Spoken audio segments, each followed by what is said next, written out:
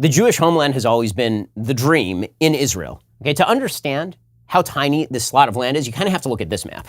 Okay, so this tiny area right here covers Israel and actually some other countries. Okay, the entire map, if you were to zoom out and take a look at the Arab world, what you would see is this enormous swath of the globe, and then you would see like this tiny pinprick about half the size of New Jersey, and that constitutes modern-day Israel. Ben emphasizes, and re-emphasizes the vast Arab world compared to little bitty Israel, but what does that have to do with Arab Palestinians? Yes, there are many Arab nations.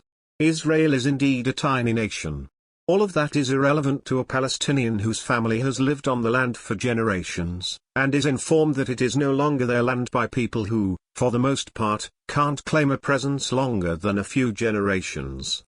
The Jewish history with regard to the land of Israel begins approximately 1300 BCE, before the birth of Christ. Moses leaves Egypt somewhere around 1300 BCE. There are various sort of attempts to date this. A little bit later in the century, Joshua enters the land. He crosses the Jordan River, right? So the Jewish people go out here, they pass through the Red Sea, they end up wandering around in the desert, and then they enter the land of Canaan, right, which is this whole area. Unfortunately, many religious people view their sacred texts as a source of historical facts. There is no historical or archaeological evidence of the Hebrews fleeing Egypt. I hate to break it to Ben, but Moses didn't part the Red Sea. The Jews didn't wander 40 years in the wilderness, and Joshua didn't conquer Jericho. There is no evidence of Moses or Joshua existing. The religious text attempts to distinguish between the Canaanites and Hebrews, but the archaeological reality is they belong to the same cultural group. The major distinction this lovely work of fiction called the Torah makes is that God, or Elohim, or as I call him, crazy psychopathic desert God, has chosen the Hebrew people above all others. In exchange for their devotion, they receive the land of Canaan. Penis mutilation seals the deal. They renamed the area Palestine as an insult to the Jews. That's why it was named Palestine. So when people say historic Palestine, understand that the existence of Palestine was meant as a name, as an insult to the Jews, who were considered the historic inhabitants of the land. Anyone who has read the Bible knows of the animosity between the Israelites and Philistines. The Romans were aware of this historical hatred even after the Philistines no longer existed as an ethnic group. Annoyed by Jewish rebellions, the Romans spited the Jews by naming the area Palestine. So Ben is correct when saying the land was renamed as an insult to the Jews, but it is irrelevant. Whether you want to call the land Israel, Palestine, Canaan, or the land of widgets, the facts are there were Christians and Muslims whose families have been living on that land for centuries, and while there has always been a small minority of Jews throughout the centuries in Palestine, most Jews lack continuity to the land. It's dishonest for an Ashkenazi Jew from Central Europe or a Sephardic Jew from Morocco or Mizrahi Jew from Iraq to claim land their family hasn't lived on for almost 2,000 years. An ancestor may or may not have taken a piss on that piece of dirt 2,000 years ago isn't a legitimate claim to land. However, as you'll see later, the Palestinians also have an ancestral claim if you're one of these people who argue your ancestry gives you property rights. 17, Britain declares the Balfour Declaration. This says there will be a Jewish homeland in the area of Israel. The amount of land that was promised to the Jews was actually not just what is labeled Israel here, but also Jordan, which at this time was called Transjordan, which makes some sense in the sense that the Arab states around it were going to be Egypt, it was going to be Saudi Arabia, it was going to be Syria, it was going to be Lebanon. There are a bevy of Arab states that surround this entire region. Shapiro is speaking of the Balfour Declaration of 1917. British Foreign Secretary Arthur Balfour had written to Lord Walter Rothschild, informing him that the British government would establish a national home in Palestine for Jews with the understanding that the rights of non-Jews would be respected. A week later, the letter was published to the public. The letter itself is vague, but Israel would be as large as Shapiro claims in the video from what we know was said behind the scenes. The British also made conflicting promises to the Arabs. They told both the Zionists and Arabs what they wanted to hear to get whatever advantage they could in defeating Germany and their Ottoman allies. While winning the Arabs over to the British side would be crucial in destabilizing the Ottoman Empire, the benefit of supporting Zionism was based on a stereotype of the Jewish people. The belief that Jews influenced policy-making in Germany, Russia, and the United States motivated Balfour to declare support for Zionism. But even if we ignore Balfour's motivation in making his declaration for Zionism, the Balfour Declaration is problematic in that it ignores the will of the local people. It reminds me of the Treaty of Tordesillas in 1494. The treaty divided the so-called New World between Spain and Portugal. Neither nation had the authority to dictate to millions of people across the Atlantic Ocean who would rule them. The British didn't have the authority to dictate to Palestinian Arabs what was to be done with their land. What the British did have was the military power to force their will on the local population, as did the Spaniards and Portuguese in the Americas. In 1920, there are Arab pogroms against Jews in Jerusalem. So when people say that there was no conflict between Arabs and Jews until the creation of the State of Israel, that's just a lie. It's not true at all. There were major Arab pogroms against Jews in Jerusalem because Jews wanted to commit the great sin of praying at the Western Wall. As expected, Shapiro ignores that Palestinian Arabs were very much aware of Zionist intentions on their homeland. Even before the Balfour Declaration, Zionists had discussed their intentions, and the rise of the Jewish population understandably made local Arabs wary. People get anxious when a foreign population openly speaks on having intentions on your land. It doesn't excuse assaults on Jews, but it does explain why, and the why doesn't match Shapiro's explanation, because Shapiro doesn't want you to understand the why. He wants you to think of Palestinians as irrational bigots, not people who could read the writing on the wall with an influx of foreigners. In 1929, there's another major riot, another major anti-Jewish riot in Hebron, or Hebron. The British, in response to all of this violence and all of this rioting, they decide they're going to just continually attempt to appease the Arab population in British Mandate Palestine. So they begin restricting land transfer. Ben likes to keep history simple, and by simple, I mean leaving out important facts. As always, there is a backstory, and one Shapiro certainly doesn't want you to know. The center of the conflict was the Western Wall, also known as the Wailing Wall. The Jews revere the wall because it is the remains of the Second Temple after its destruction by the Romans. The wall is also part of the mosque that is referred to by Muslims as the farthest mosque. It is here where Muslims believe the Prophet Muhammad ascended into heaven.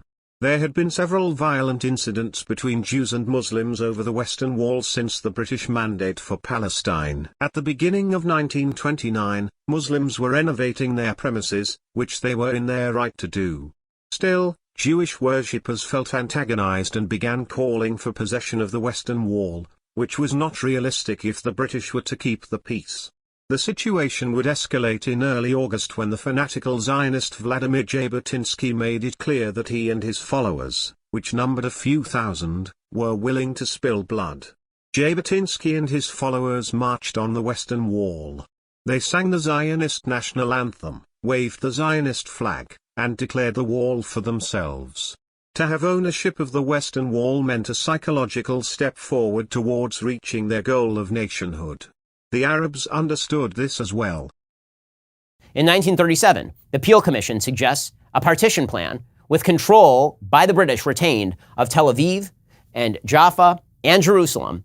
And there would be like a small sliver of land Israel would get, but it would be pretty divided. It would be like this little land here, maybe a little bit up here, and then most of the Negev, which is basically just an empty desert. The Arabs did not accept the suggestion by the Peel Commission for a good reason. It meant the removal of Arabs from their homes, and while Ben likes to go on about how it's just a little bitty bit of land here and there for Zionists, in reality, we're speaking of the removal of 225,000 Arabs. Only a couple of thousand Jews would be removed, or in other words, the Palestinians are given up much, while Zionists are giving up practically nothing.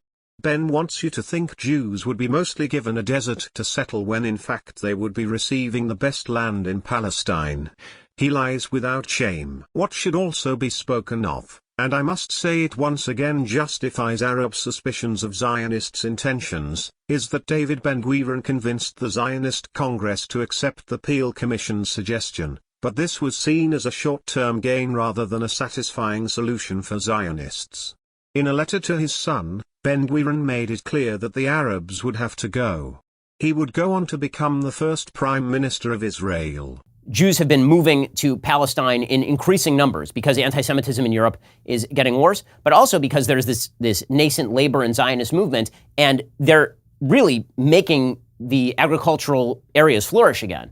Economic growth in this region at this time is because Jews were moving in and they were bringing their resources with them, they were bringing their know-how with them, and they were working the land. And this was driving more Arab immigration to the land also, because economic activity always drives. Zionists argue most Palestinian Arabs immigrated from surrounding Arab regions in an attempt to question the existence of a native Palestinian people, and I suspect this is Ben's intention as well. Economic growth does draw people, but not people who are antagonistic towards each other. An estimated 13,558 Arabs immigrated to the area between 1930 and 1939. That is out of an Arab-Palestinian population of roughly 1.5 million, an insignificant influence on the Palestinian people. In contrast, Jewish immigration between 1930 and 1939 is believed to be 216,313 out of a population of 484,408.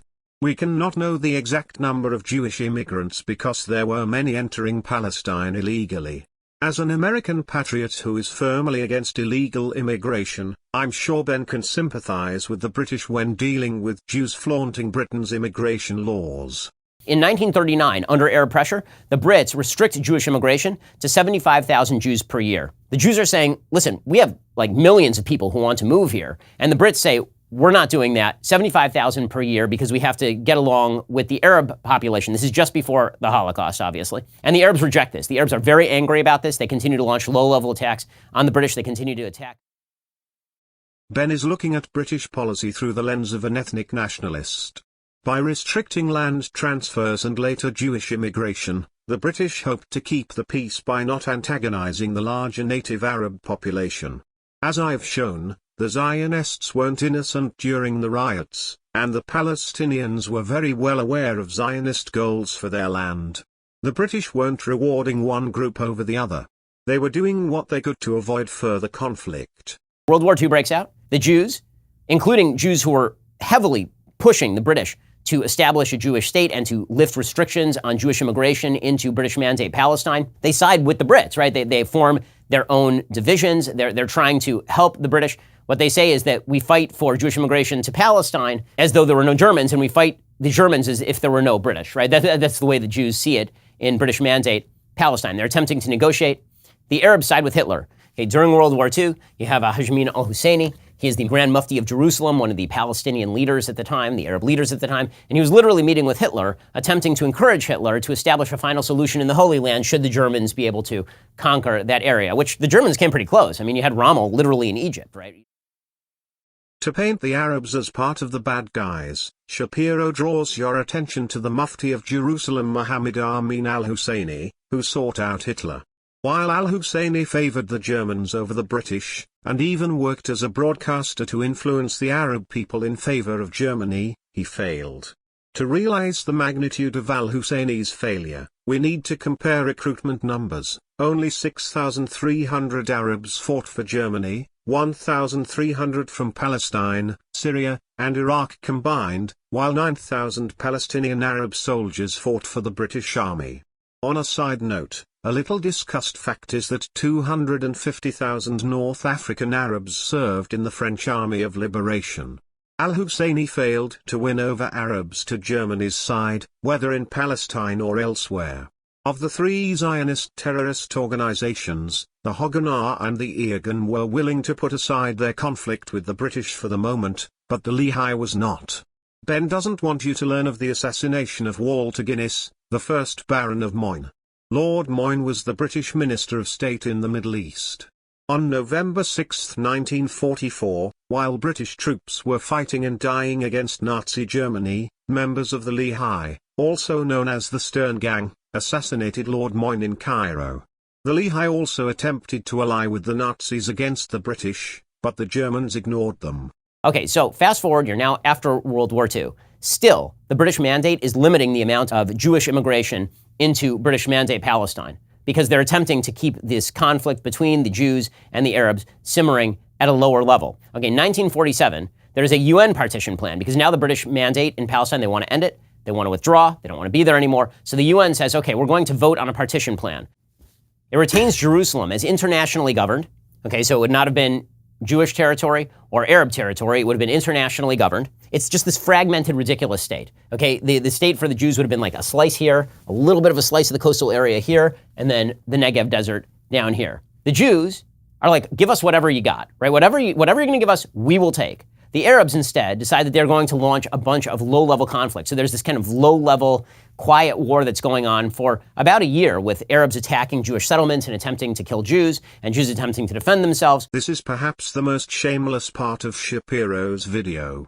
Ben is completely silent on the British war against Zionist terrorist groups. He makes no mention of the Irgun, Haganah, and Lehi. These groups attacked both Palestinians and British. The bombing of the King David Hotel, which killed British, Arabs, and even Jews, is the most infamous act committed by Zionist terrorists. For Shapiro to not even mention this well-known atrocity reveals once again he'll hide information from his audience. No historian speaks of this period of history without mentioning the King David Hotel bombing. The most representative example of the madness of the period would be the Haifa oil refinery massacre. A passing car threw grenades into a crowd of Arab workers, killing 6 and wounding 42.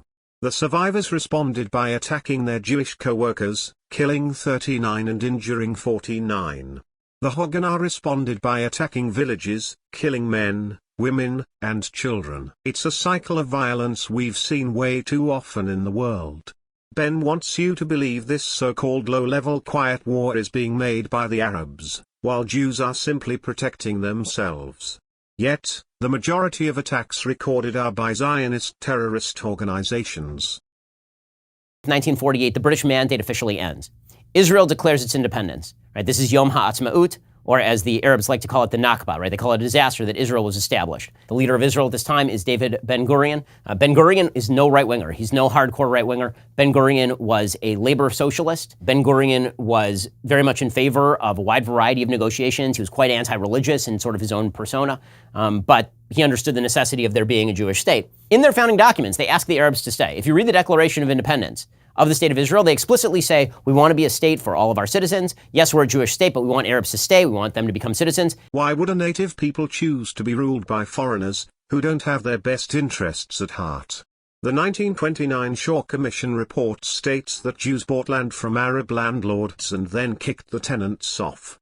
That, among other things already mentioned, was what led to antagonism and distrust. Why would Palestinians accept being ruled by foreigners who have already shown, in their words and actions, that they want Palestinians gone from their own land? Instead, all of the surrounding Arab countries declare war. Israel is surrounded on every side by hostile states. Every single side, right? So you got Lebanon up north, you got Syria here, you got Jordan, you got Saudi Arabia, you got Egypt down here. And then there are a bunch of far-flung states that are also getting involved, right? Morocco was part of the 1948 war. You have a bunch of states that have decided they are going to invade and they are going to destroy Israel. Like they're just going to strangle it in the crib. And they're openly saying this. And not only are they openly saying this, they're telling the Arabs who are living in the Jewish areas, get out and get out of the way so our armies can come in and we can wipe the state off the map. Well, that's not how it ends up, right? The way that it ends up is that the Jews end up basically retaining pretty much everything that's on this map, with the exception of the old city of Jerusalem, right? So Jerusalem ends up basically split down the middle. Jerusalem is not controlled by the Jews at this point. The Temple Mount is still controlled by the Jordanians. The way that people speak about this particular period is as if there was a Palestinian state at this point. There was not. The question that must be answered is why neighboring Arab nations attacked, and the actual answer is very different than what Ben wants you to believe. As I've said previously, Zionist terrorist attacks were numerous against both Arabs and British. On April 9, 1948, members of the Irgun and Lehi attacked the Palestinian village of Deir Yassin and murdered 120 Arabs, including women and children. The villagers made a pact with a neighboring Jewish settlement that there would be no hostilities between the two. The Haganah headquarters accepted the agreement. Little good it did them. A month later, Israel would declare itself a nation-state. Despite what was stated in the Israeli Declaration of Independence about welcoming peaceful Arabs to be part of Israel, the recent massacre of a peaceful Arab Palestinian village, as well as previous terrorist attacks on civilians and decades of provocative Zionist literature, made it clear that Palestinian Arabs were at risk. With the media in Jordan and other Arab nations reporting on the massacre, Arab states felt pressure to act. Ben wants you to think that when Arab armies invaded, they told the Palestinians to, as he says, get out, and get out of the way so that Arab armies can move in and wipe out the state of Israel. This is false. Civilians always flee areas where armies clash. Ben also ignores the fear of Zionist terrorism, as another cause of civilians fleeing. While downplaying the atrocity at Deir Yassin as Arab propaganda, Menachem Begin speaks on the benefit of the Palestinian Arabs' fears of Zionist terrorism. He states, "The enemy propaganda was designed to besmirch our name. In the result it helped us. Panic overwhelmed the Arabs of Eretz Israel. Colonia village, which had previously repulsed every attack of the Haganah, was evacuated overnight and fell without further fighting. Beit Iksa was also evacuated. These two places overlooked the main road, and their fall, together with the capture of Al-Kastel by the Haganah, made it possible to keep open the road to Jerusalem. In the rest of the country, too, the Arabs began to flee in terror, even before they clashed with Jewish forces. Not what happened at Deir Yassin, but what was invented about Deir Yassin, helped to carve the way to our decisive victories on the battlefield. The legend was worth half a dozen battalions to the forces of Israel." Although not present, Menachem Begin had been the leader of the Irgun when the Deir Yassin massacre occurred. He's well aware that the killings happened. This man, the head of a Zionist terrorist organization, would be prime minister one day. Many of Israel's early prime ministers had their political start in a Zionist terrorist organization. I always found it ironic when Zionists speak about Palestinian terrorists as if Israel's existence and early political elite weren't birthed by terrorism. By 1964, the Arab states have decided that they need almost a propaganda effort here. So they create the Palestine Liberation Organization. The Palestine Liberation Organization is a terrorist group. It explicitly calls for the destruction of Israel. Now you will note, at this point, Israel does not control any of this or any of this. So when they say Palestine Liberation Organization, they mean this whole thing, right? That whole thing is supposed to go away because Israel doesn't even control that at that point. And they're not calling for Palestine to be liberated from Jordan or from Egypt. They're calling for the complete destruction of the state of Israel. Ben knows the power the word terrorism has on his audience and uses it selectively. Terrorist acts by Zionist organizations, such as the King David Hotel bombing, murders of British government officials and soldiers, and the sinking of the Patria, among other acts of terrorism, are conveniently ignored. Only Palestinian terrorism is to be discussed. As for the PLO, it was formed to centralize the leadership of Palestinian groups that had been operating independently of each other against Zionism.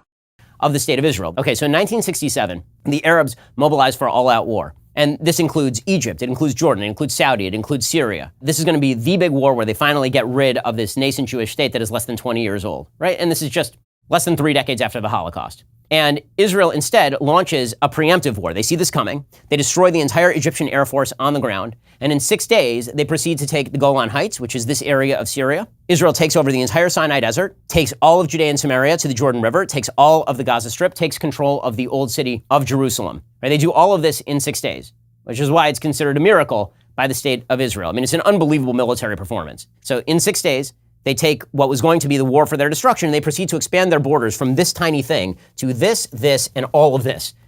Neither the Syrian, Jordanians, nor Egyptians were planning on attacking Israel in 1967.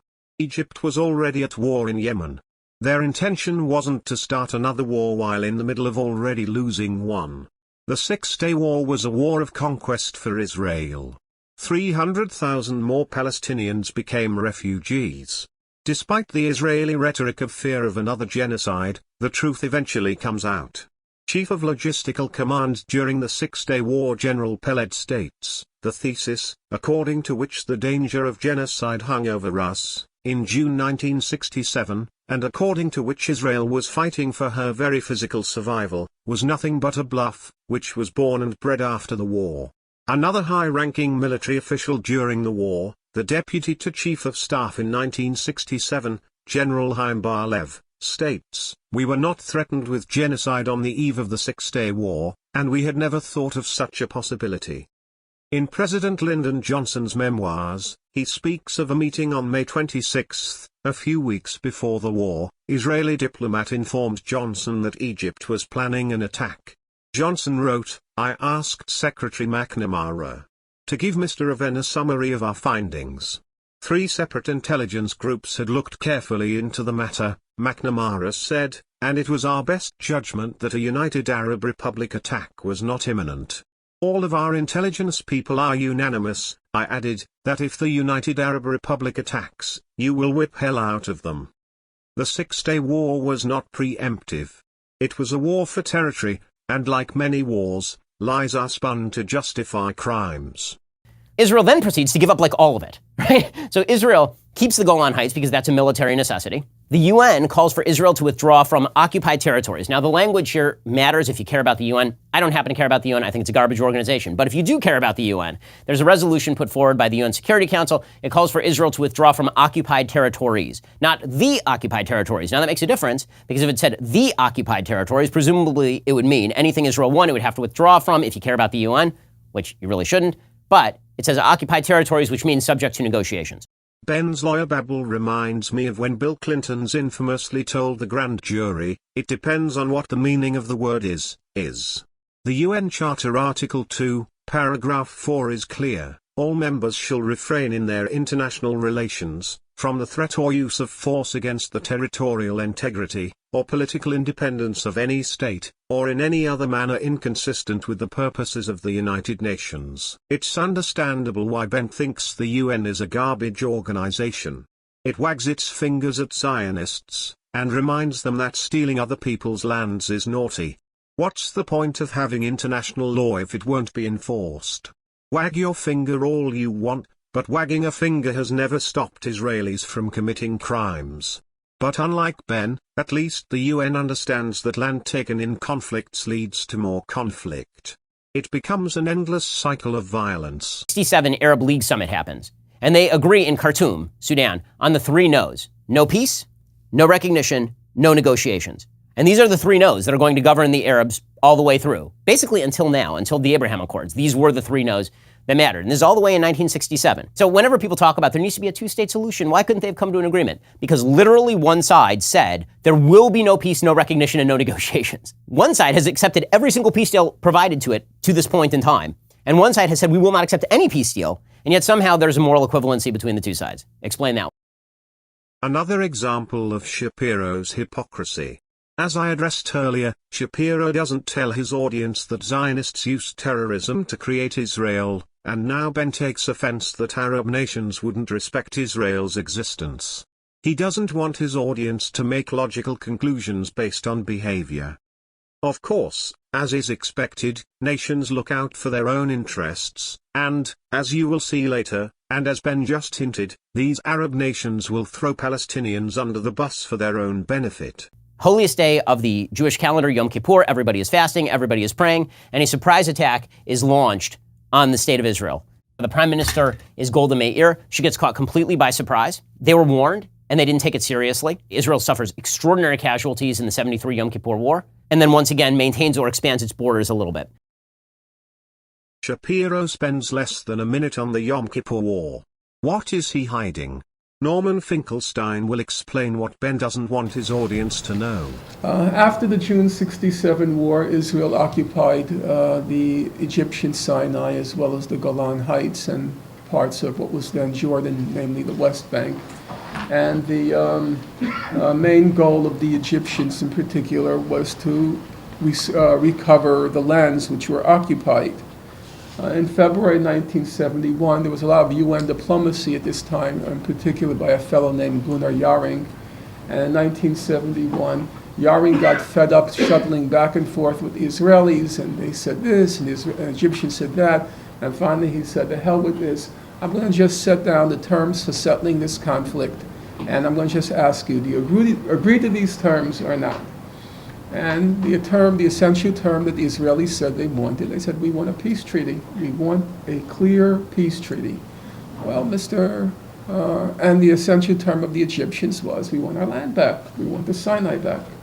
So those are the terms that Gunnar Jarring set out in February 1971. He went to the Egyptians, he said, look guys, you want your land back, you have to sign a peace treaty with Israel. Anwar Sadat said, okay, I'll do it.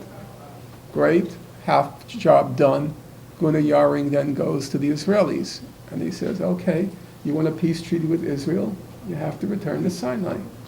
And the famous Israeli reply was, we will not return to the June 1967, the pre-June 1967 borders.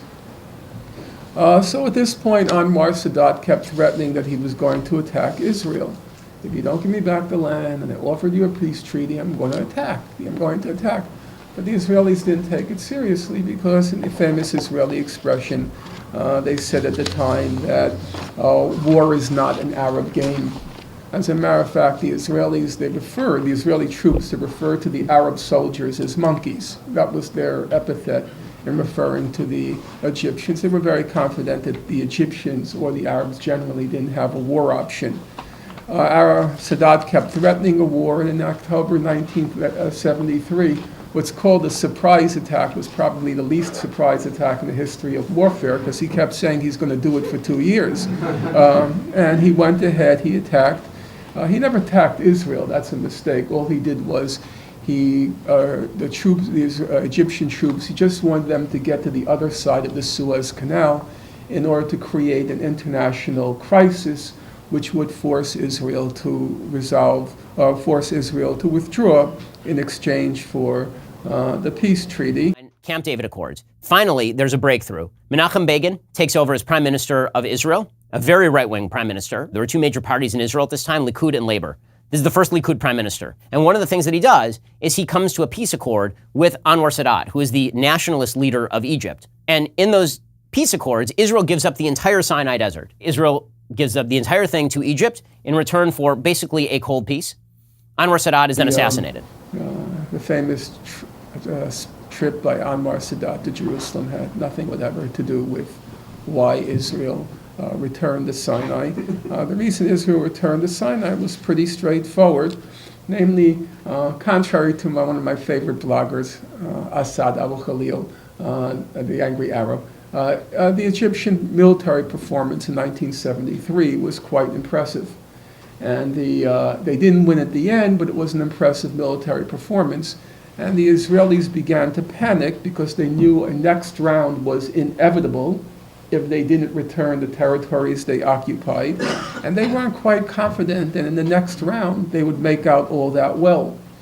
So the only option for the Israelis was, well, if war is inevitable and we may not make out so well, we have to negotiate a settlement with someone. And the famous line by Moshe Dayan in his memoir, he said, and I'll quote him now, if you take one wheel off a car, it won't drive.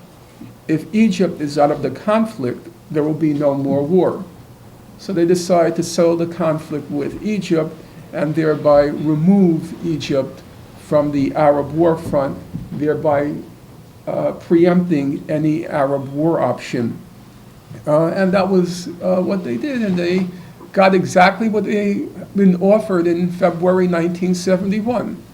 They fully withdrew from the Sinai, and in return they got the peace treaty with Israel.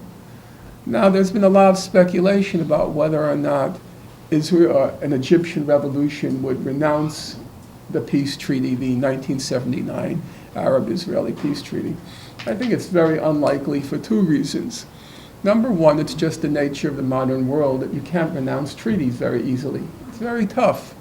Even governments which come to power through revolutions, they can't even renounce their debts, the debts of the former corrupt state. They have to take on those debts, even though there was complete corruption in the incurring of those debts. And it's very, very hard to renounce a treaty.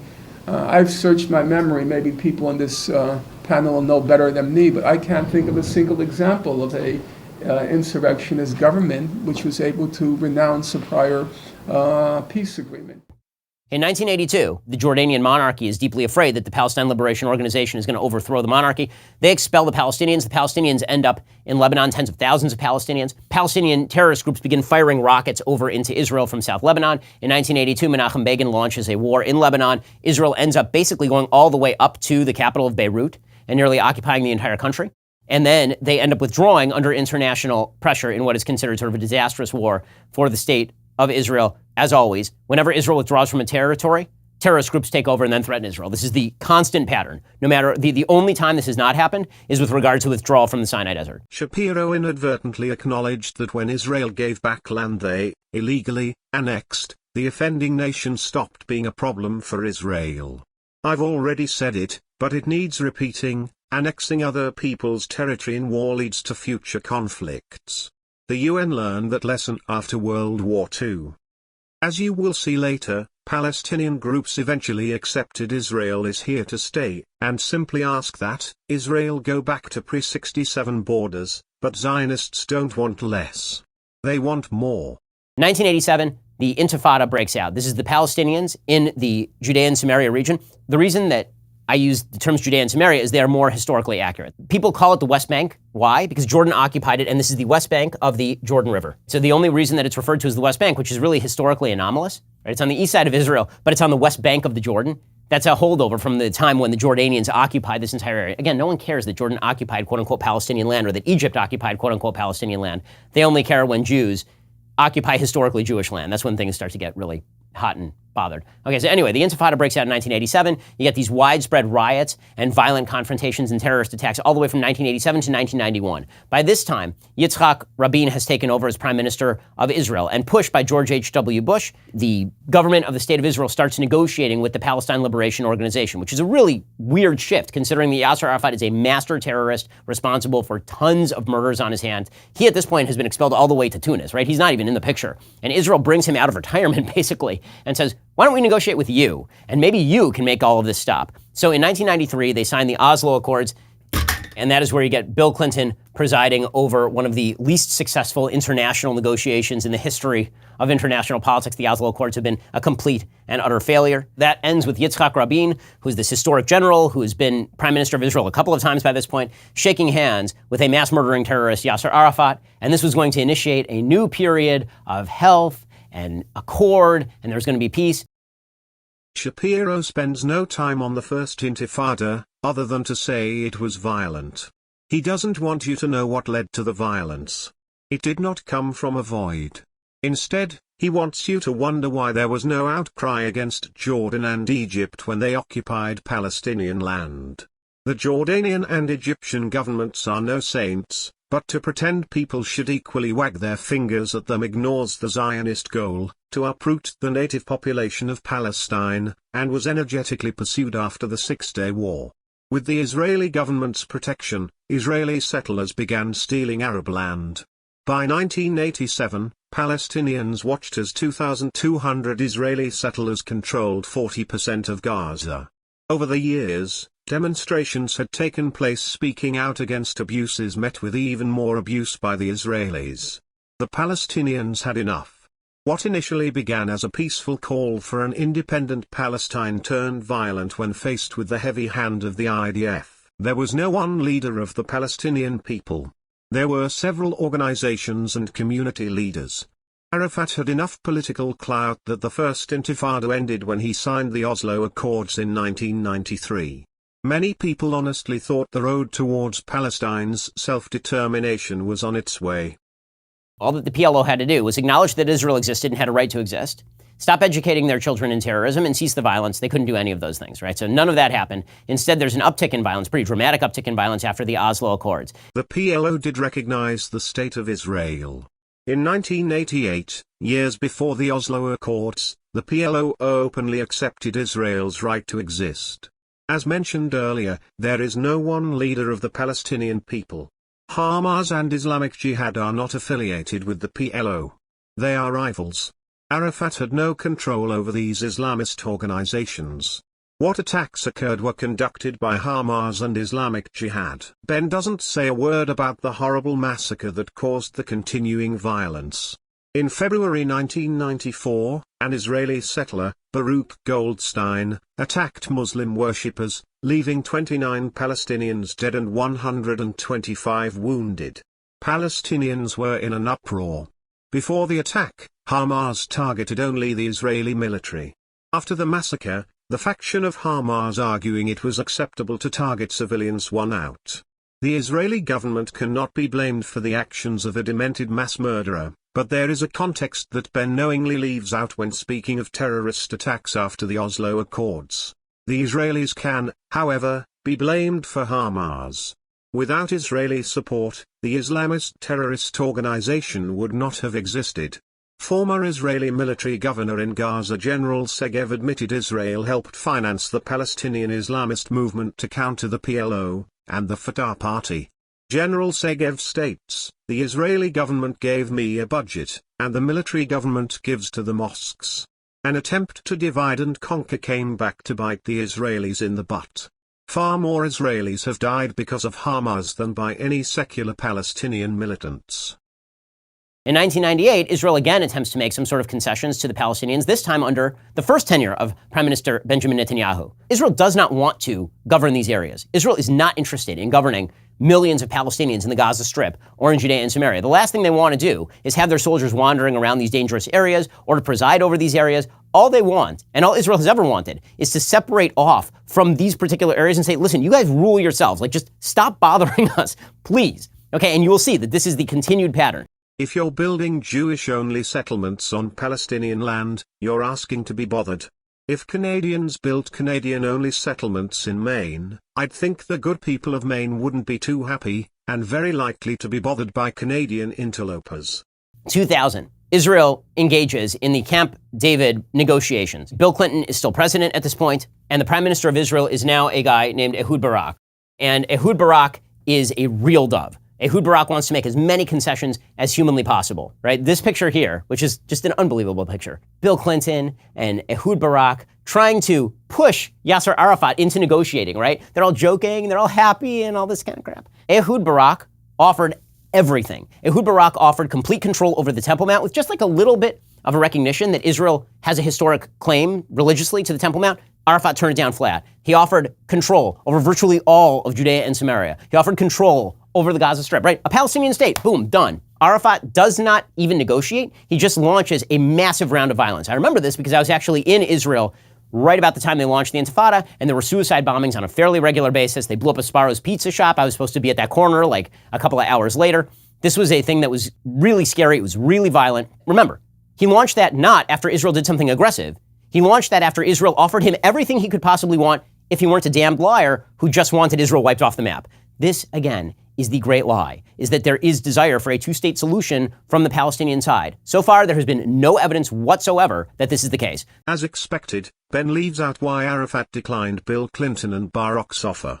Israeli attorney Allegra Pacheco explains. Many people still talk about the so-called generous offer of Camp David II, where Barak and the Israelis were going to give the Palestinians over 90% of the West Bank, and how Arafat and the Palestinians declined.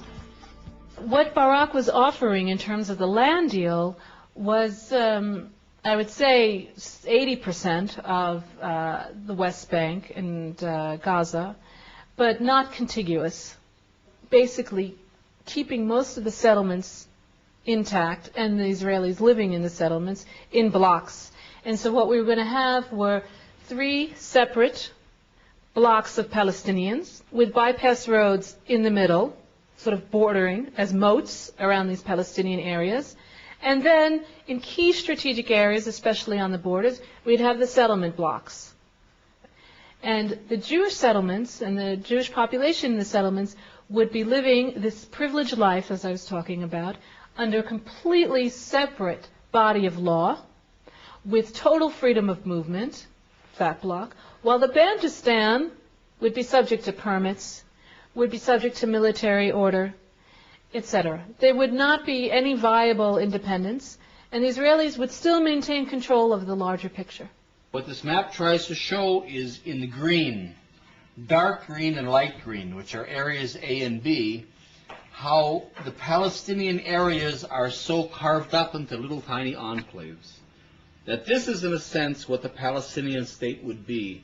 This is certainly not liberation. This is not autonomy. This is not dignity. And of course the issue of Jerusalem was not clear. And what about the refugees?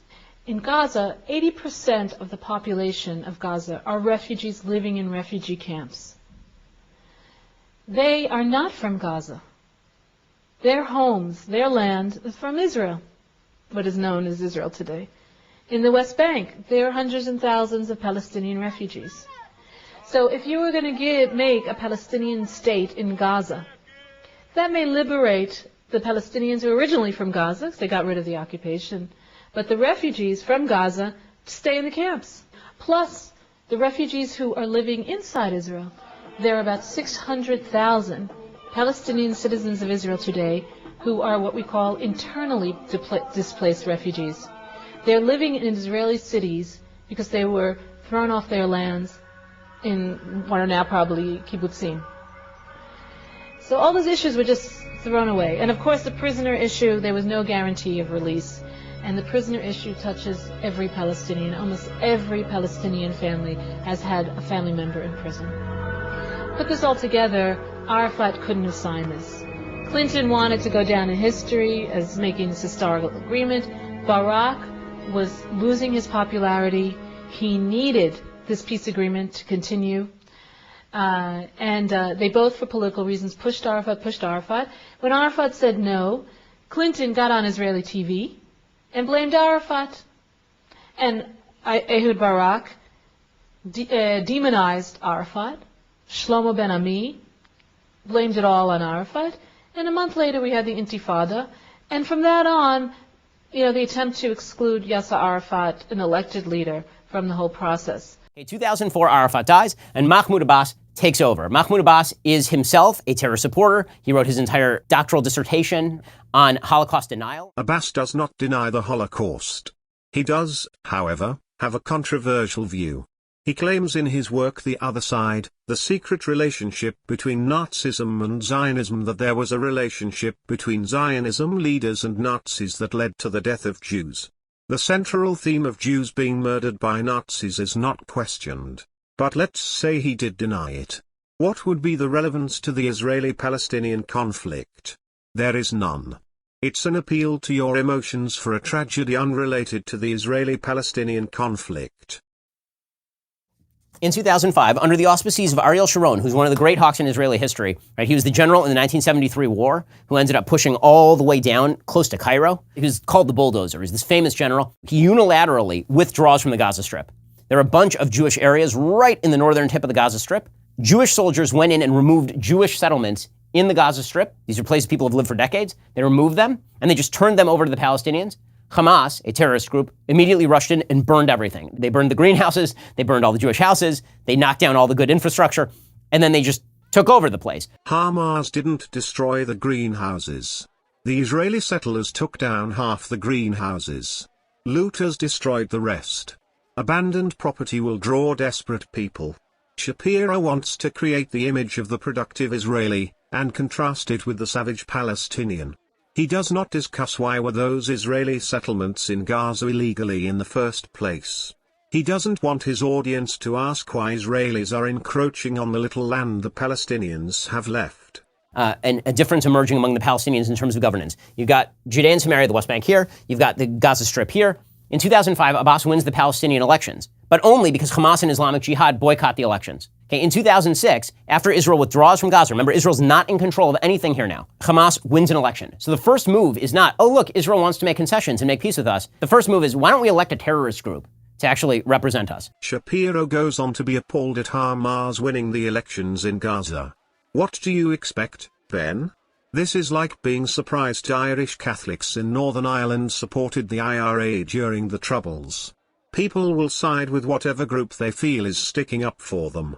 I guess it wasn't such a good idea for Israel to build Hamas up as a counter to the PLO, right, Ben? Okay, in 2008, Israel's response to this is, what if we just offer you everything? So Ehud Olmert becomes prime minister of Israel, and he proceeds to offer everything to Abbas. He gives him basically the same offer, but better. than the offer that Barak gave in 2000. He offers everything. He offers Judea and Samaria. He says, we're going to keep some of the big Israeli settlements that exist here, but we're going to give you land swaps. You can keep the Gaza Strip, everything. Abbas does not even bother to issue a counteroffer. He just walks away from the table and launches violence. Gaza war begins 2008, missiles flying in from Gaza. This is the first Gaza war. Israel has to go in Operation Cast Lead. The Palestinians want pre-67 war borders. Still, they are willing to swap territory as long as the future Palestinian state is the same size as before the 67 war. Olmert wasn't offering pre-67 borders, or land equivalent to what was taken by Israelis. Have you noticed a trend yet? Shapiro doesn't tell the whole story. Olmert didn't offer everything as Ben claims. The Palestinians' main issue with Israel wasn't even addressed. Ben is like the used car salesman who pretends he bent over backward to give you the best deal. In 2014, this breaks out again. Another giant rocket attack from Hamas in Gaza. Israel has to go back in 2014 and shut it down.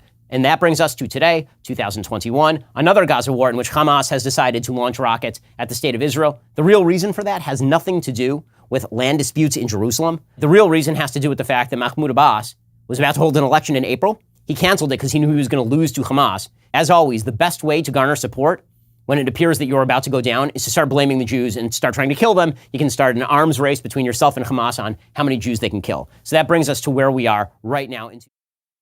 Abbas has indeed been unwilling to hold an election since 2009. He is not popular among Palestinians and knows he would lose to Hamas. Just as with his predecessor, Abbas and his cronies are corrupt. They're more interested in lining their pockets than they are in serving the Palestinian people. Abbas is scummy, but claiming he is competing with Hamas in killing Jews is typical emotional language Ben employs when he needs to be deceptive. Ben is speaking of attacks by the Al-Aqsa Martyrs Brigade. During the Second Intifada, the Martyrs Brigades appeared as a loose network of military groups. Although Fatah never officially recognized, or openly backed it, many Fatah leaders maintained a relationship with the brigades. However, this hasn't stopped violence between the Fatah-led Palestinian Authority and members of the Martyrs Brigades, such as when Arafat's friend, the Palestinian television chief Hisham Miki was assassinated, or when the PA targeted members of the Martyrs Brigades for death who weren't willing to give up their weapons and be absorbed into the Palestinian Authority security forces in 2010. Ben wants you to believe Abbas is directing the Martyrs Brigades when, in fact, they are decentralized groups of young radicals who just as often butt heads with the older Fatah leadership. Hamas is an actual terrorist group. Fatah, which is the military wing of the Palestinian Authority, is a terrorist group as well, and Islamic Jihad. So you have three terrorist groups running this area right here. And again, Israel has no interest in running those areas. It's the last thing that Israel really wants. It's the reason why Israel has not gone and reinvaded these areas or thrown Hamas out. They don't want their soldiers in these particular areas. Fatah isn't considered a terrorist organization by any government. Fatah recognized Israel and denounced terrorism in the late 1980s. As for the real reason Israel doesn't want to send in troops against Hamas, is because dead IDF soldiers are bad for whatever Israeli political group is in power. Without air support, the Israeli military doesn't do well in combat. The IDF is a conscription army with all the problems that come from having a conscription army. Because they don't wish to be involved in these full-scale wars, is they've developed the Iron Dome system. So the Iron Dome system is really an incredible piece of technology. Okay, so Hamas has been firing rockets at the center of Israel.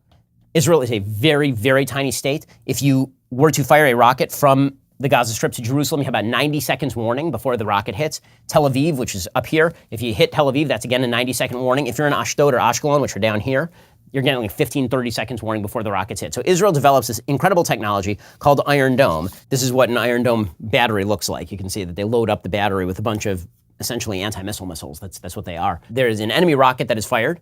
Israel has these very precise radar systems that track the rocket launches. Then there's a control system that estimates the impact point where it's going to hit. And then they fire a launcher to intercept the missile. And it doesn't bother defending against rockets that are going to land in the middle of nowhere. They have these batteries that are set up in all of Israel's major cities.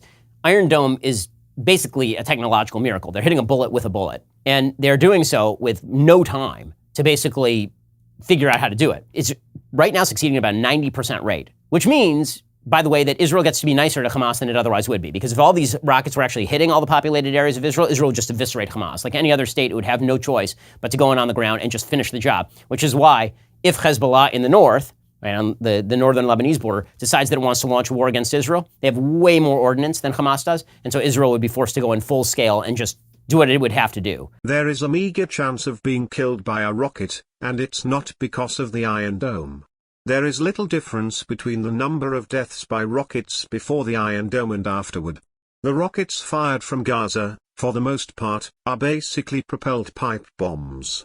Unless you're standing next to the impact, you won't be killed, hence why there have been few deaths.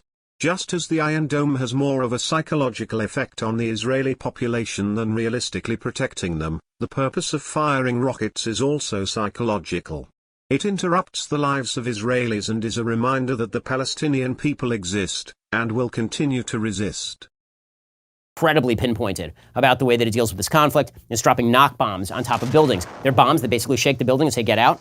And then they bomb the building after everybody gets out. They're calling building managers and telling them to leave. We have tape of them telling building managers, clear the building, and the building managers being like, well, we don't want to. And the Israelis saying, well, yeah, but there are kids inside. And the building manager being like, okay, well, if you kill kids, then it's a good propaganda win for us. It's unbelievable. And yet somehow the world sees some sort of moral equivalence there. Is the IDF truly concerned about Palestinian children?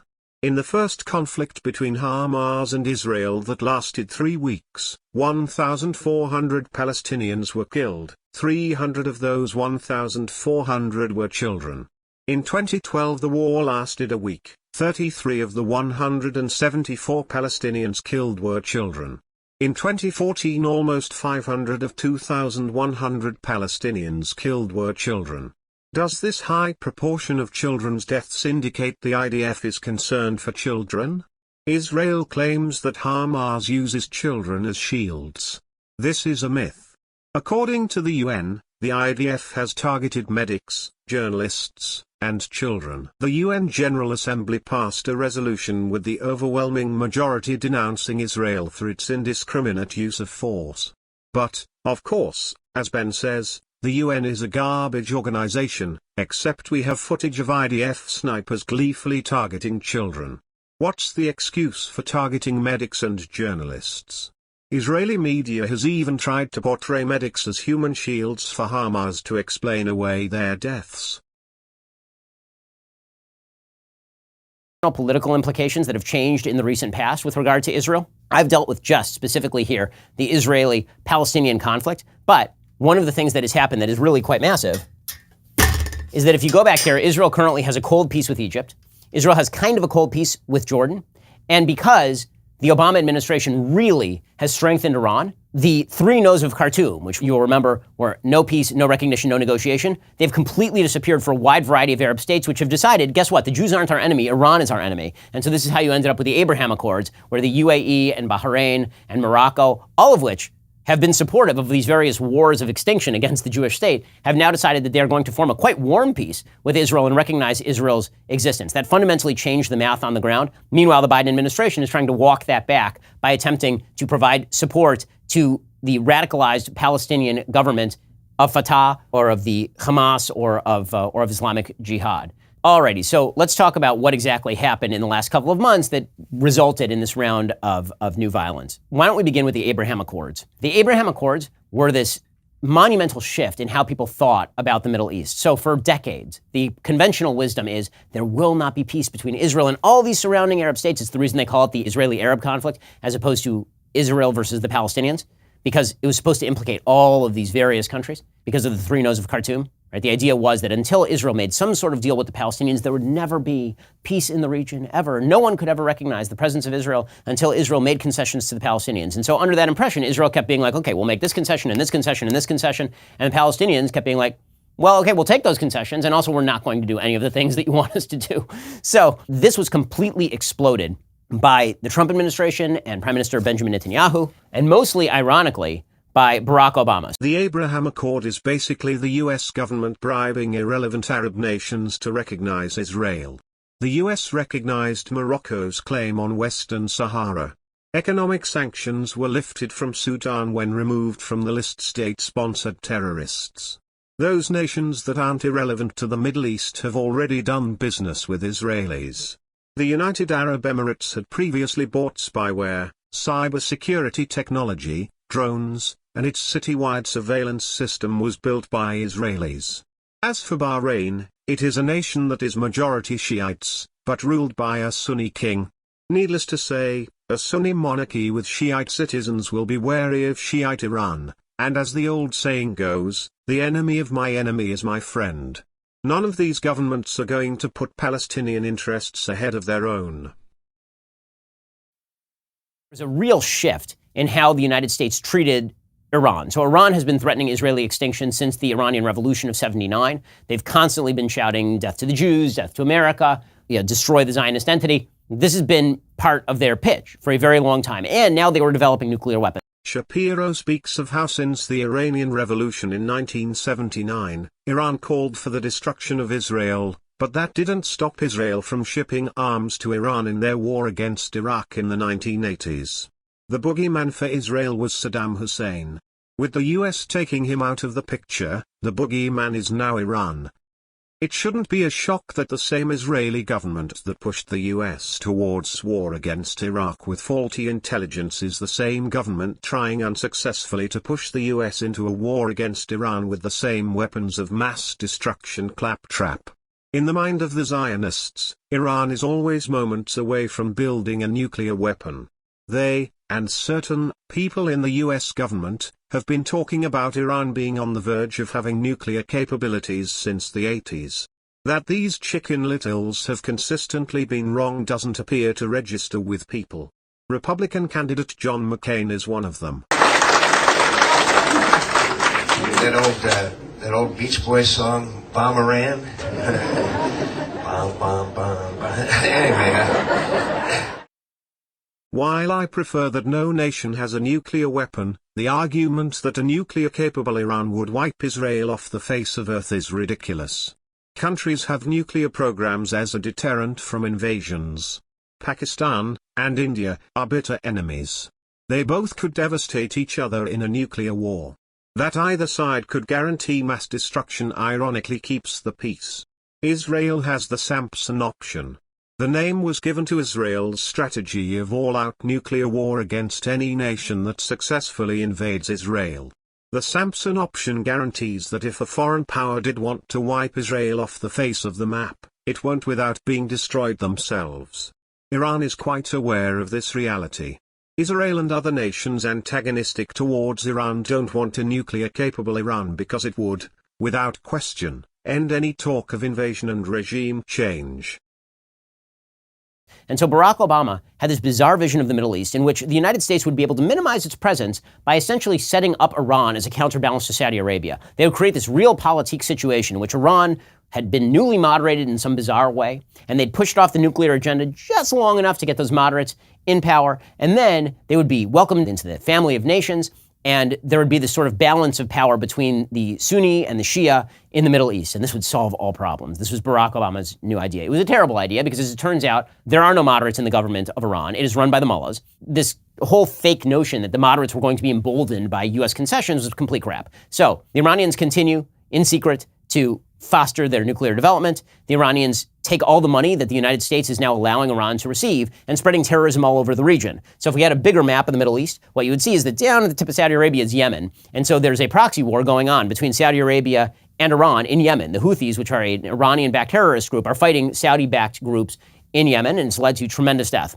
The United States had basically, under Barack Obama, moved away from alliances with both Israel and with Saudi Arabia and had moved toward this sort of bizarre warmth with Iran, which is a state that wishes fully to destroy both Saudi Arabia and Israel. Iran and Saudi Arabia haven't always been enemies. Despite Shiite-Sunni antagonism and, on an ethnic level, Persian and Arab antagonism, they've at times had good relations. The fall of the Shah and the rise of the Islamic Revolution changed all that. The Saudi monarchy fears a revolution on their soil. Ben wants his audience to understand who the good guys and the bad guys are by using the powerful word terrorism.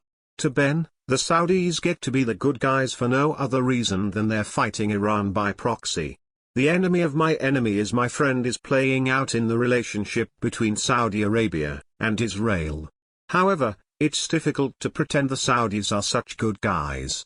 We can look at their role in the Yemen civil war. A UN report states, I quote, "The panel documented that the coalition had conducted airstrikes targeting civilians and civilian objects, in violation of international humanitarian law, including camps for internally displaced persons and refugees, civilian gatherings, including weddings, civilian vehicles, including buses, civilian residential areas, medical facilities, schools, mosques, markets, factories, and food storage warehouses, and other essential civilian infrastructure, such as the airport in Sana'a, the port in Hodeidah, and domestic transit routes."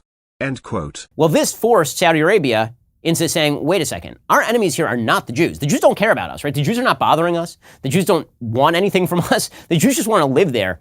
And here we have this Iranian state that's actually trying to blow up like our oil resources and destroy our country.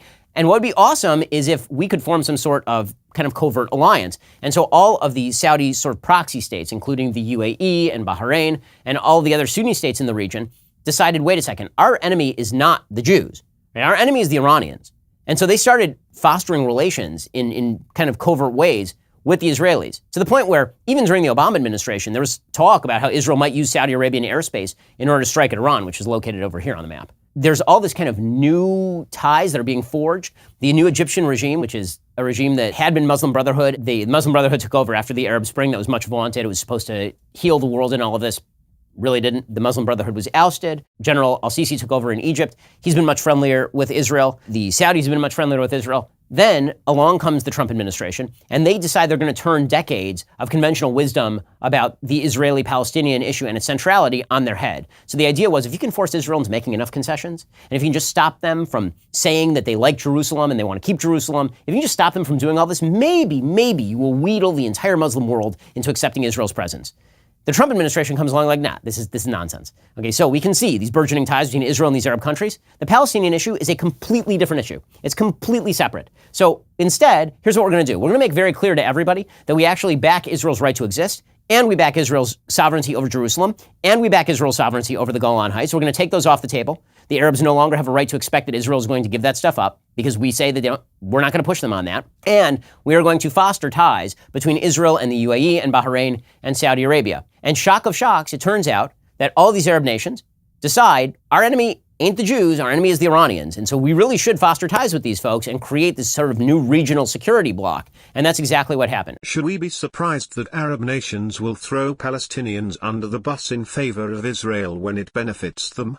Arab governments, such as Saudi Arabia, which wasn't part of the Abraham Accords, but might as well, considering their relationship with Israel, don't care about Palestinians. They never have. They care about what keeps them in power. If demonizing Israel distracts their population from turning their pitchforks towards the Saudi government, then so be it. If creating military ties with Israel keeps them in power, so be it.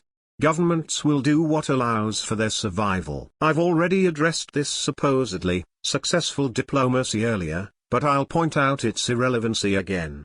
Trump bribed a few Muslim nations that aren't even in the Middle East into accepting Israel. The two Gulf Arab nations that were part of the Abraham Accords, both the United Arab Emirates and Bahrain, have already been on friendly terms with Israel, years before Trump was in office. It's simply putting on paper what already existed. For example, WikiLeaks revealed Bahrain and Israel relationship dates as far back as 2005, when Bahrain's king told the US ambassador of his contacts with Mossad, and how he wanted to further develop Bahrain's relationship with Israel. And Joe Biden decides, come on, man. And he says, we're going to ditch all of the progress that was just made. We're going to pretend the Abraham Accords never happened, and we're going to start making overtures to Iran. Simultaneously, we are going to undo another Trump administration policy. So the Trump administration made very clear, we are not going to pretend that we are honest brokers between Israel and a bunch of terrorist groups. Instead, we are just going to make clear our support for Israel, and we're going to withdraw funding from, for example, Fatah and the Palestinian Authority and the UNRWA and Hamas. We're just going to take away the funding from these various organizations. Biden comes in and he says, I'm going to restore the status quo ante. I'm going to try and get back into the Iran deal and allow Iran to foster terrorism with U.S. taxpayer dollars and with us allowing money to flow into Iran. I'm going to restore aid to all of these Palestinian terror groups. And so the Palestinians are like, okay, I guess now's a good time to push. And the Iranians are saying, okay, now's a good time for us to push because we have an administration in power that obviously is not pro-Saudi, that is obviously not pro-Israel. So if we push a little bit, we'll see kind of how far we can push here. While I disagree with giving American tax dollars to any nation, and that includes the $3.8 billion in military aid we give to Israel, that I'm sure Ben has no issue with, the reason Trump's administration denied millions of dollars in aid to the Palestinians, is because their leaders boycotted the Trump administration for recognizing Jerusalem as the capital of Israel and moving the American embassy there from Tel Aviv. It would go against the Palestinian people's interests to acknowledge Jerusalem as part of Israel just for a check from the US, even though Palestinian refugees are greatly in need. As for Iran, deal or not, they will be looking out for their interests. Whether they receive a check from the US or not, Israel and the Saudis will maintain their goal of regime change in Iran. So it wouldn't make sense for the Iranians not to be antagonistic towards Israel and the Saudis, regardless if they receive financial aid from the US. Ben would prefer to go back to sanctions, or perhaps worse. Sanctions cause misery for the civilian population, who, instead of turning against their government, they hold animosity towards nations that are causing them harm by limiting their access to necessities. Factor number 2 is that the Palestinian Authority has not held an election since 2006. Mahmoud Abbas was last elected in 2005. He is now in the 16th year of a 4-year term. So when people talk about Israel as undemocratic and apartheid, 20% of Israel is Arab. There are Arabs who sit on the Supreme Court. There's a major Arab party called Ra'am, which is part of the Israeli Knesset. It's just a lie that Israel is an apartheid state. The true apartheid state is the Palestinian Authority and Hamas. 0 Jews live there. Ben says Arabs can vote in Israel, but it's as long as they don't threaten the status quo.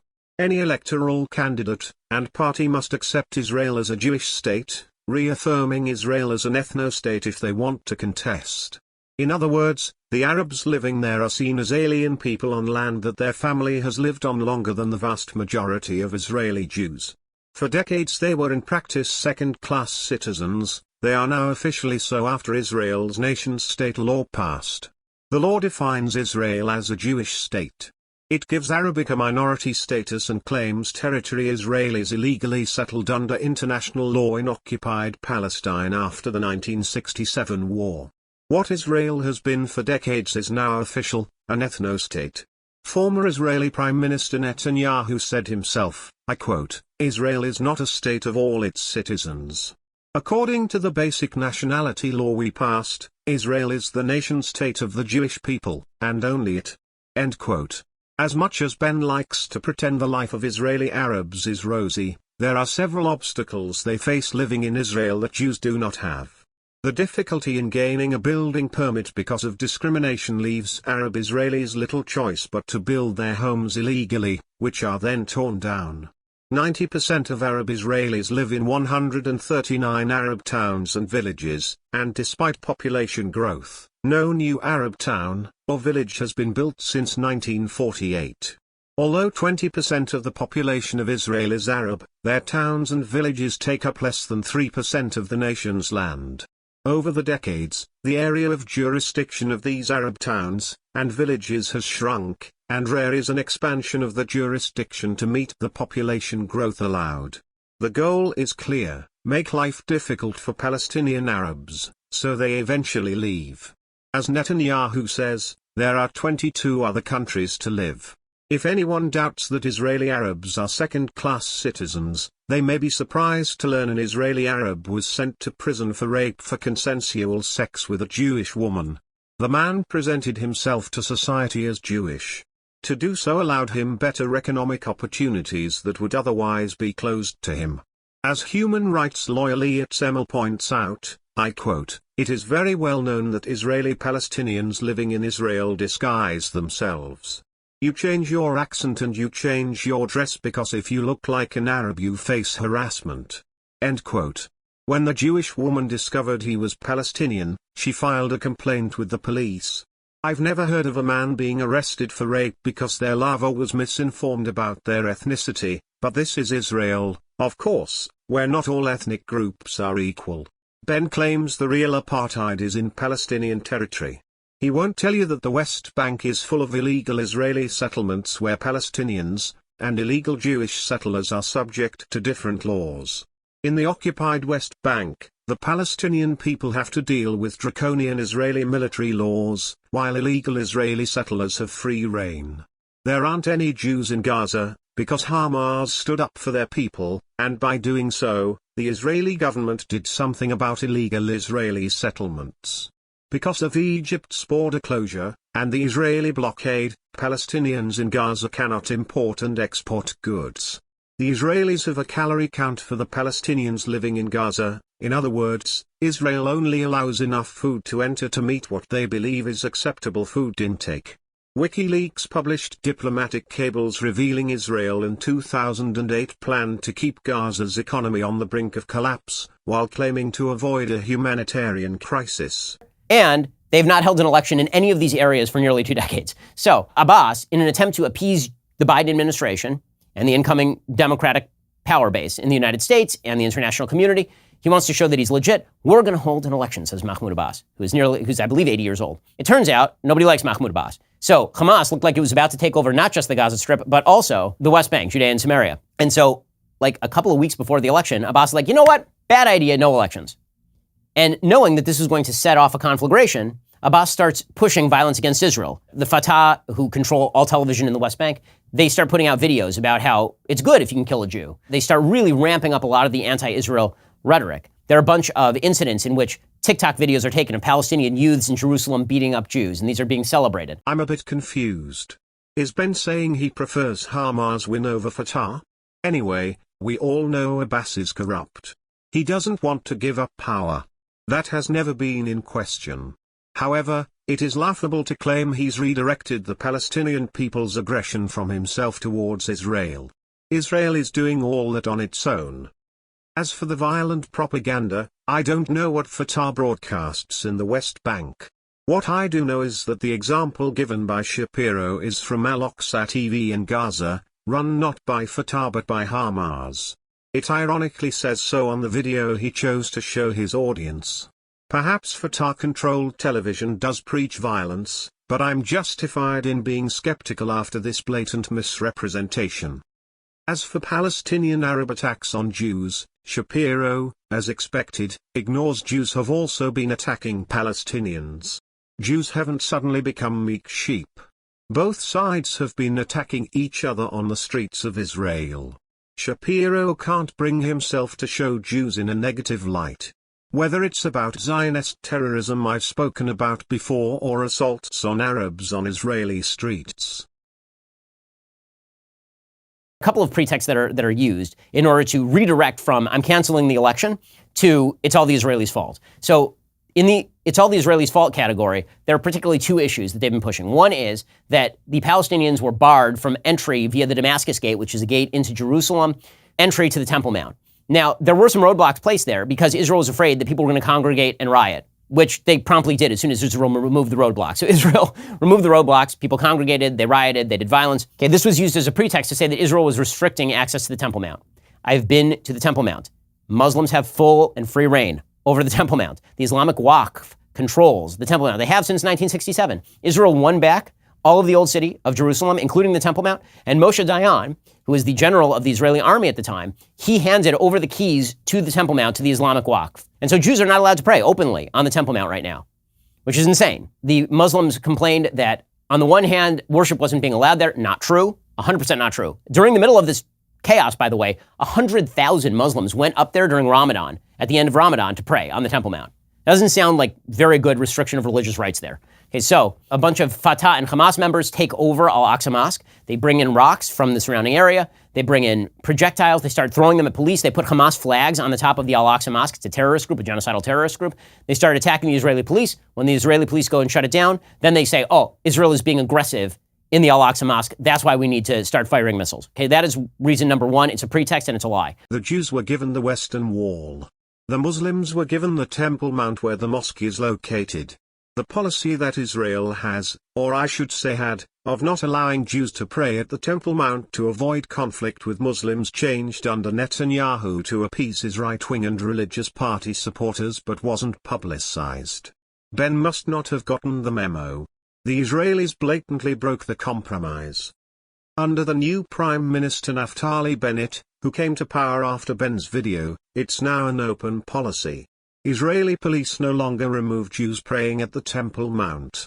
Reporters from the New York Times have witnessed Israeli soldiers standing between Jews openly worshipping and officials from the Waqf. To make matters worse, on the first day of Ramadan, Israelis forced their way into the 4 minarets to turn off the call to prayer, because it happened to be the same day as a ceremony for Israeli Remembrance Day at the Western Wall. To agitate the Palestinians further under the pretext of protecting Muslim worshippers from the pandemic, the Israelis restricted access to the mosque, and banned gatherings around the Damascus Gate. Crowds around the Damascus Gate are typical during Ramadan. The majority of the Palestinian population living in Israeli-occupied territory are vaccinated. From an outsider's view, it appears the Israelis are doing everything they can to antagonize Muslim Palestinians. Ben also makes no mention of extremists from the Le'ava organization shouting death to Arabs as they march towards Jerusalem's Old City. Instead, he speaks of TikTok videos of Palestinians attacking Jews in Jerusalem but leaves out this is a tit-for-tat conflict with both sides assaulting each other. Ben keeps the narrative simple. But it's not because the information is complicated, but rather he wants to manipulate his audience.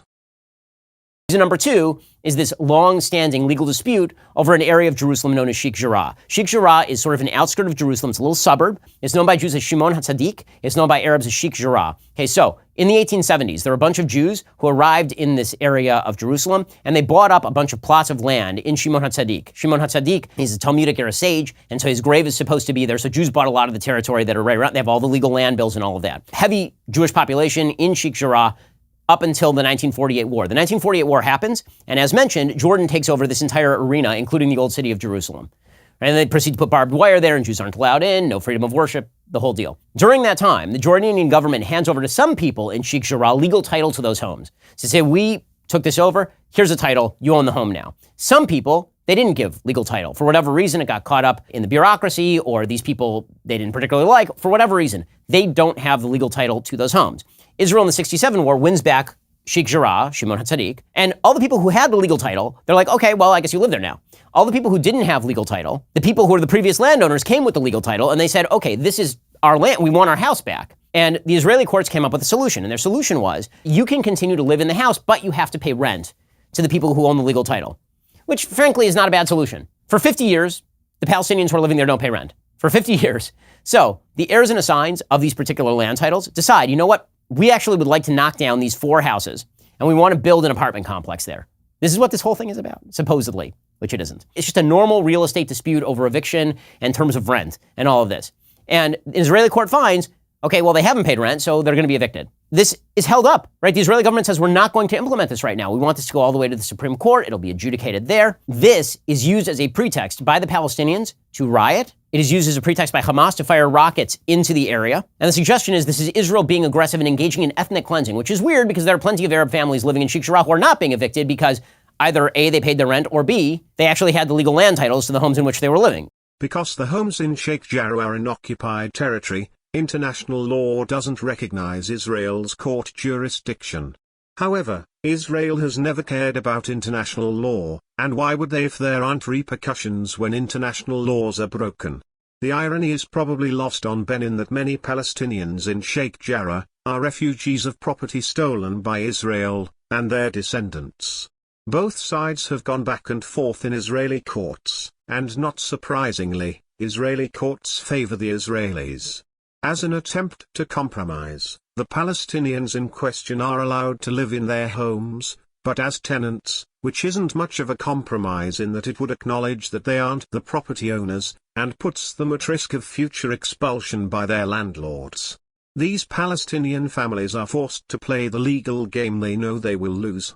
Israeli laws exist for the benefit of the so-called chosen. For a country that's being accused of ethnic cleansing, Israel is markedly incompetent at ethnic cleansing, considering that the population of Palestinians in the West Bank, Gaza Strip, and Jerusalem has vastly and exponentially increased over the course of the last 50-odd years. What would Ben call encroaching on Palestinian land, with illegal Israeli settlements? What is the goal of chipping away at the West Bank, with Israeli settlements that, despite being illegal, are supported by the Israeli government with funds, and the Israeli military? These illegal settlements are referred to as outposts. The only reason these incursions no longer happen in Gaza is because of Hamas. See for yourself how an Israeli born and raised in New York City blatantly sees a Palestinian woman's property, and justifies it. You are stealing my house. And if I don't steal it, someone else is gonna steal it. No one is allowed to steal it, يا عمي.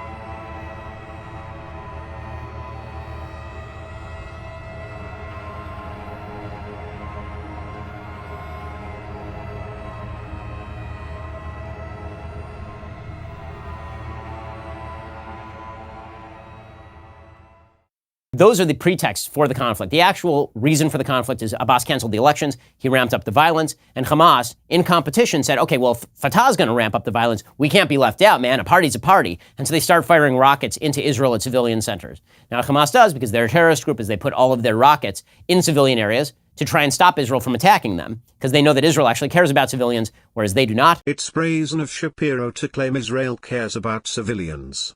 Since 2000, there have been 8,166 deaths from the Israeli-Palestinian conflict. Palestinians make up 87% of the deaths.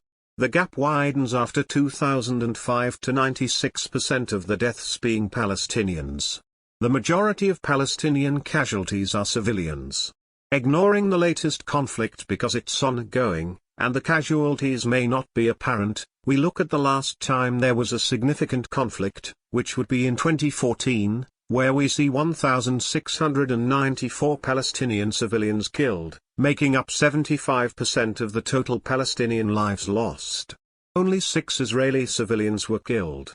When Ben speaks of caring about civilians, maybe he means Israel only cares about their civilians. The Israeli military certainly doesn't care about Palestinians.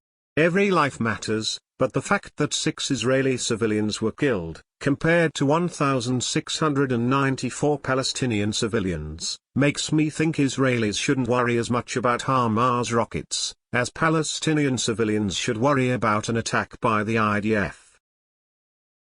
A lot of the foreign aid that was being granted and given to Hamas was not being used for actual aid. It was not being used for electricity or water. Israel's been providing electricity and water to the Gaza Strip for free for years. Hamas didn't use any of this money to actually build up infrastructure or help people. Only 5% of Gaza's water supply comes from Israel. The primary source of water comes from Gaza's coastal aquifer. Unfortunately, desperation has led to over-extraction. Even more unfortunate is that pollution and intrusion of seawater has made only 4% of the aquifer water drinkable. Because of the blockade on Gaza since 2007, Israel doesn't allow cement, iron, and other raw materials needed to repair Gaza's sanitation and water infrastructure that has been heavily damaged during attacks by the IDF beginning in 2008. They classify these building materials as dual purposes, or, in other words, building materials that could be potentially used for either civilian or military purposes. This is Israel's excuse for keeping the residents of Gaza from having an infrastructure. Instead, Israel prefers Gaza to be in a state of perpetual humanitarian crisis. Just as Ben is dishonest about access to water in Gaza, Ben doesn't tell the whole story about access to electricity. Gaza's electricity comes from both Israel's electricity company and the Gaza power plant, but the transformers and fuel tanks have repeatedly been attacked since 2006. As of June of 2021, the Gaza Electricity Distribution Corporation can only provide 4 hours of electricity, followed by 16 hours of the power cut. Ben's narrative of the benevolent Israelis providing water and electricity to Palestinians in Gaza falls flat when revealed. The IDF targets Gaza's infrastructure and keeps the necessary building materials out of their hands, causing Palestinians to smuggle what they need out of desperation. Instead of pointing the finger at Israel for creating a humanitarian crisis in Gaza, by causing an energy crisis, he wants his audience to think of Palestinians as animals living in filth. Hamas didn't use any of this money to actually build up infrastructure or help people. They used it to build these giant terror tunnels and stock up on rockets. These rockets, by the way, being provided by the same Iranian government that the American government is currently attempting to negotiate with under Joe Biden, which makes no sense at all. It's also the reason why, by the way, why 200 Democrats just voted last week that they would not place sanctions on any company that was doing business with Hamas or donating money to Hamas. There's a bill in 2019, identical bill, said cut off funding to any company that does business with Hamas. It passed unanimously in the House. Now that Joe Biden is president and trying to negotiate with Iran, 200 Democrats voted it down and never saw the light of day in the House of Representatives. Don't be mistaken, Ben has no issue with terrorism. Israel itself was founded by terrorist groups. He hid from his audience the bombing of the King David Hotel and other Zionist terrorist attack against the British, Palestinians, and even other Jews. His issue is when others use terrorism. He doesn't mind billions of American tax dollars financing Zionist atrocities. He does, however, take issue with the BDS movement where people, not governments, have chosen not to financially support Israeli ethnic cleansing with their hard-earned money. Ben's mentality can be summed up as it's not terrorism when I do it. That is where things currently stand. Israel is attempting to do what it can to wipe out Hamas's capacity to fire rockets indiscriminately at its civilian population without having to actually do a ground invasion of the Gaza Strip, because frankly, there are no good solutions there. If Israel goes in and wipes out Hamas, then maybe Islamic Jihad takes over, maybe Fatah takes over, maybe the next level of Hamas takes over. The only thing that has actually guaranteed peace in the region at all for any prolonged period of time was, in fact, Israeli troops on the ground staffing these areas, but Israel doesn't want to be there. And so the two alternatives historically have been Israel has to subject itself every few years to a barrage of rocket attacks, go in, knock out some infrastructure, you get a couple of years of peace, same thing happens in a couple of years, or you have to have a long-term quote-unquote occupation in which Israel basically attempts to pacify by keeping a certain baseline level of troops in a particular area. Hamas has consistently embarrassed the IDF when on equal ground. The IDF are competent soldiers when sniping Palestinian children, but don't do well against motivated grown men. Israeli politicians can't ignore the cries of Israeli mothers about their conscripted sons possibly being killed, so they rely on bombing Gaza. So, as you see, it took a very long time just for me to go through the basic history of this conflict, and that's the very basic history of this conflict. There's a lot more there. There are a lot of resources out there, but suffice it to say, the media members who try to boil this down to just a border dispute or try to suggest that this is just a matter of Benjamin Netanyahu, it's coming from ignorance and it's coming from stupidity. Do your reading before you bother to comment on the situation. I agree with Ben. Do your own research. I have caught him in several lies and omissions. One of the things that you will have noted in the news is that every time there's an uptick in the violence in this particular region that involves Israel, there's widespread anti-Semitic attacks that happen all over the world. You're seeing it happen right now every place from LA to New York to Europe. And there's this argument that's constantly made by people, particularly on the left. Well, if Israel didn't exist, wouldn't there be less anti-Semitism? Well, first of all, as we've talked about, you'd have to ignore every bit of history from 136 CE all the way to 1948 to get to that point. There's something quite ironic about somebody beating a Jew in the street over Israel saying, if Israel didn't exist, I would stop beating this Jew. Ben has difficulty understanding cause and effect. If this conflict didn't exist, there wouldn't be a violent reaction against Israeli atrocities. Many people take issue with Israel murdering civilians as a response to largely ineffective homemade missiles, but lack the maturity to understand you can't hold every Jewish person responsible for the actions of the Israeli government.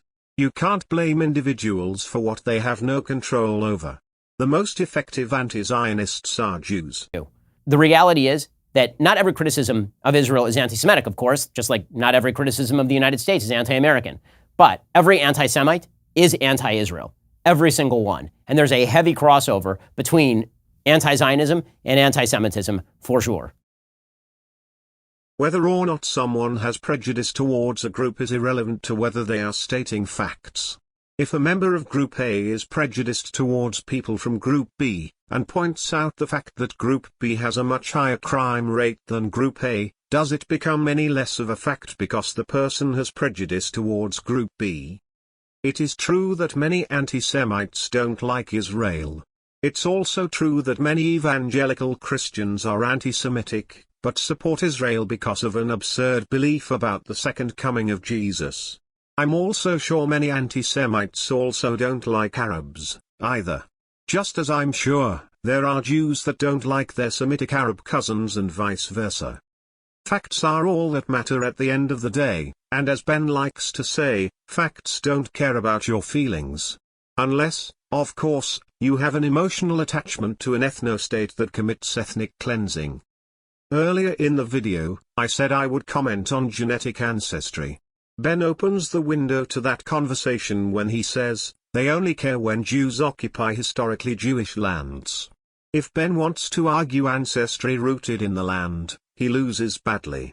The Palestinians were descendants of Jews who converted to Christianity and Islam over the centuries. We know that Ashkenazi Jews are not descended from Khazars. We know that Ashkenazi, Sephardic, and Mizrahi Jews are genetically related to each other. All these groups share partial common ancestry rooted in the ancient Hebrews of the Levant. They are all also partially related to non-Jews.